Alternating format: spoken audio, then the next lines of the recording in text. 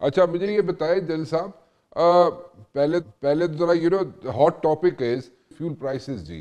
So what you have to say about all these things, क्योंकि fuel price जिस तरीके से बढ़ा दी गई है, वापस तो आज तक कोई उस जगह पे वापस कीमतें तो आज तक ज़िंदगी में आई नहीं है।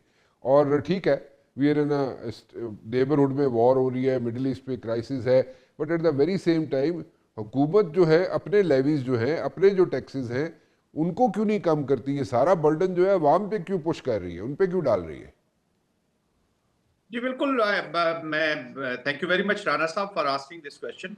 ये तो भी हमें बिल्कुल जी सबको सपोर्ट करना होगा, क्योंकि जिस तरीके से अनप्रेसिडेंटेड ये प्राइसेस बढ़ी हैं, दिस वाज एक्सपेक्टेड कि ये बढ़नी है। और इस प्राइस को बढ़ाने में इस वॉर का बड़ा हाथ है। और स्ट्रेटेजिक चोकिंग भी हुर्मुज़ की इसलिए की गई कि every individual on this universe is impacted.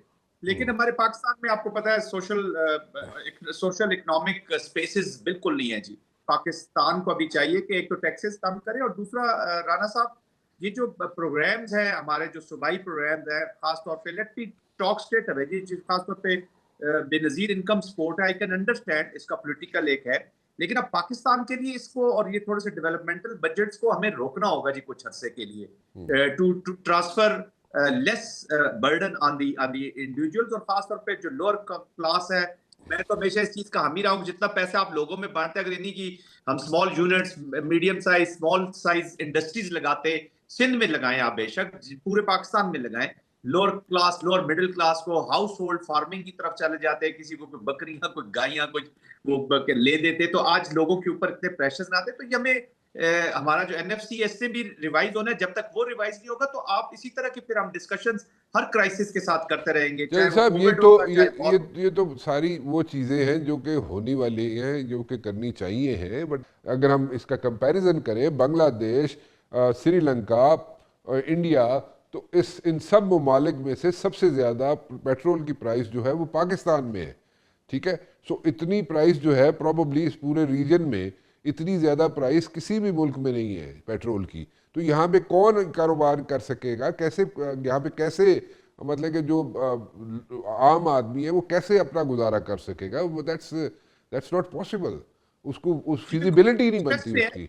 आप मैं अगर आपको किसी के बता रहा साथ हूँ कि फिजिबिलिटी बनाने बैठ जाए, जिसके दो बच्चे हो, मुलाजिम हो, उसका 50-60 हज़ार रुपये का उसको तनख्वाह मिलती हो, वो कैसे चलाएगा?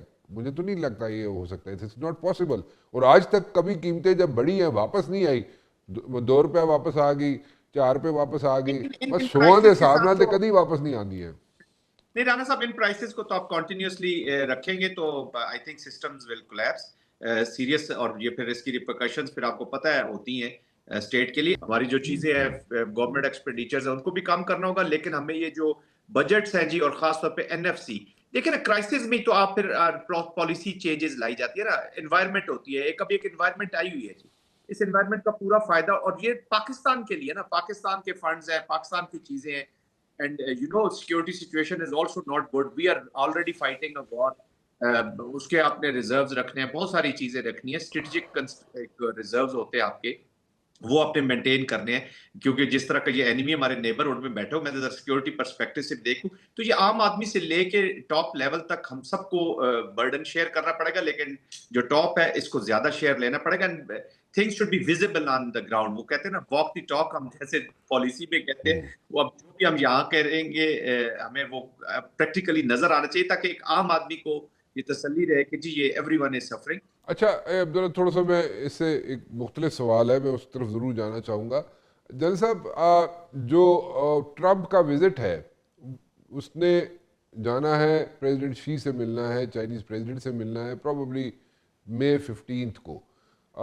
मेरी मेरा मेरा एनालिसिस ये है कि हो सकता है, there is a possibility, very very strong possibility, कि वहाँ पे जाने से पहले, ट्रम्प का चाइना के विज़िट से पहले पहले ये ईरान का जो भी कॉन्फ्लिक्ट चल रहा है, ईरान अमेरिका इसराइल का जो कॉन्फ्लिक्ट चल रहा है, वो किसी हद तक रिजॉल्व हो जाएगा, इन वन वे और दी अदर।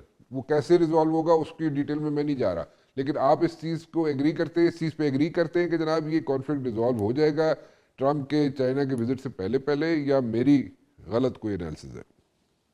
कॉन्फ्लिक्ट तो कंटिन्यू करेगा जी लेकिन वॉर में भी टेम्परेरी तौर पे रुक जाए क्योंकि विद दिस इजराइल मुझे तो अब देखें ना, हम हमेशा अनप्रेडिक्टेबिलिटी अटैच कर देते हैं विद ट्रम्प और अमेरिका के साथ।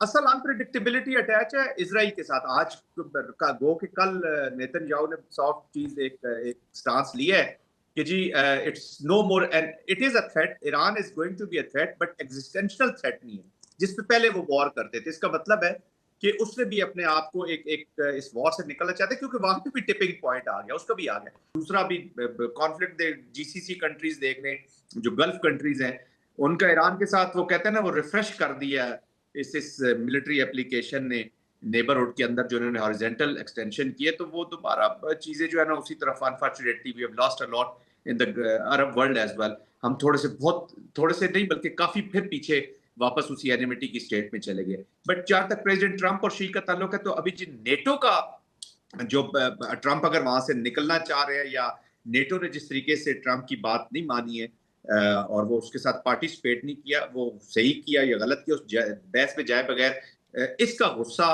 और इसकी अभी पोस्टिंग जो है ना, वो प्रेसिडेंट ट्रंप पूरी कोशिश करेंगे कि चाइना के साथ वो ज्यादा बेहतर कोई डील करे या ज्यादा बेहतर तरीके से चलना शुरू करे as compared to NATO. NATO को अभी वो सिखाएंगे। इनके अंदर से वो जो डिसीजन एक कर लेते हैं जी प्रेसिडेंट ट्रंप, अभी आप देख लेंगे 10 के करीब तो हैस्टेक साहब मिलिट्री जनरल्स इनके फायर कर चुके हैं, including the army chief recently.